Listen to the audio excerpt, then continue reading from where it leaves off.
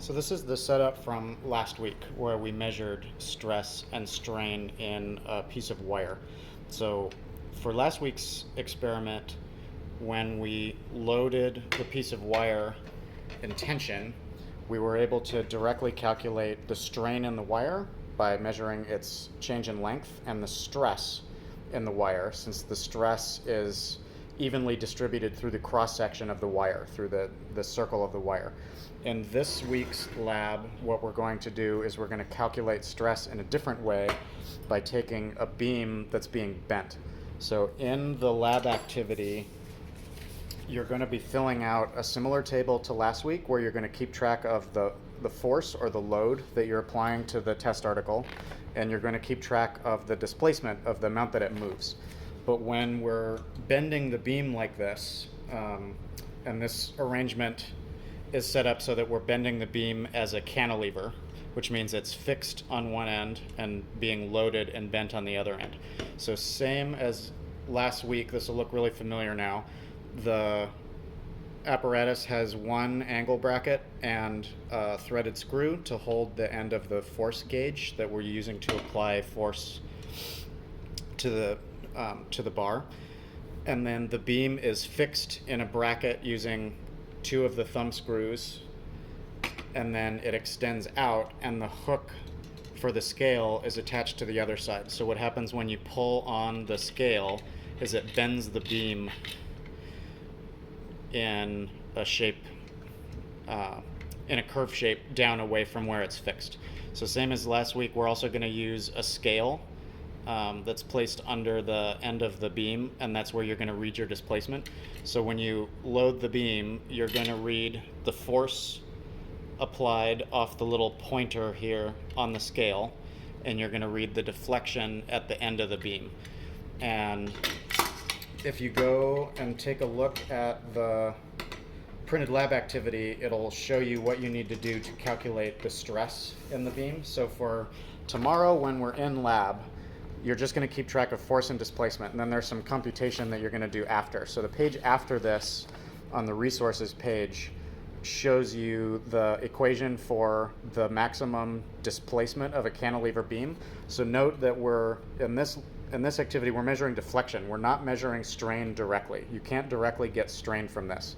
The wire setup was convenient for measuring strain because since it's an elongated wire, you can directly measure its length, its change in length. But in the cantilever beam, the distribution of how much the beam stretches throughout its cross section is a little bit more difficult to calculate. So we're going to look at deflection, and then in the activities gives you the formulas that you will need to plug in so that you can go from deflection and figure out what the maximum stress is.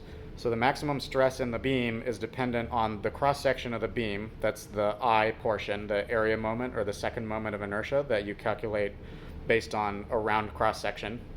So you need to know the diameter of the beam that you're using. And then you're going to plug that in and get the maximum stress. And once you have maximum stress, you can go back and you can solve for E for the modulus. So we're going to figure out what the stress is based on the load and the deflection at the end of the beam. So when you set your beam up, I have it marked on here that when you get your test articles, if you set up so that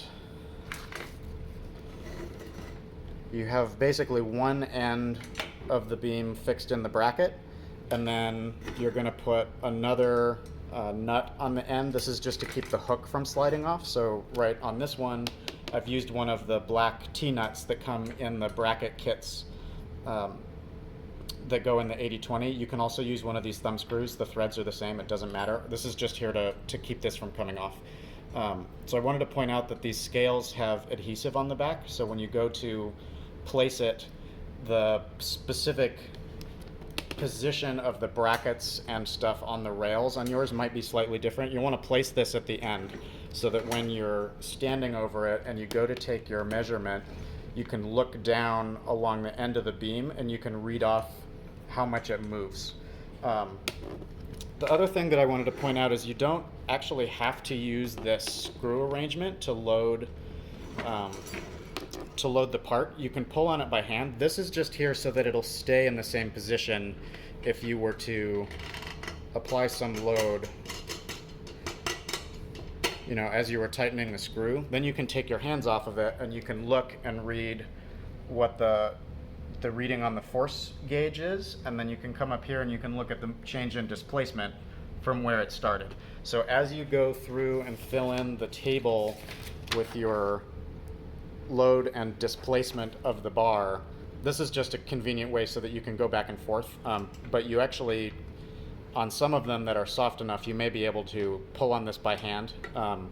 So what you're looking for is recording the load and the displacement. You also want to keep track of when the rod starts to become permanently deformed. That's where the curve in the stress strain diagram is, when it starts to plastically deform, and you want to try and capture that. So as you go through and bend these test articles, and they're same as last week, there's going to be 3 different materials and they're color coded. So you can keep track of which one is which. Try and get something like 8 or 10 or 12 measurements and see if you can capture the point when it plastically deforms, when it doesn't spring back to the original starting position. So like on this one, once you take the load back off, what you're looking for the yield point is when you remove the load, the bar doesn't go all the way back to where it started. At some point, it'll start to be permanently bent in the direction that the load is applied, and it won't go back to where it was.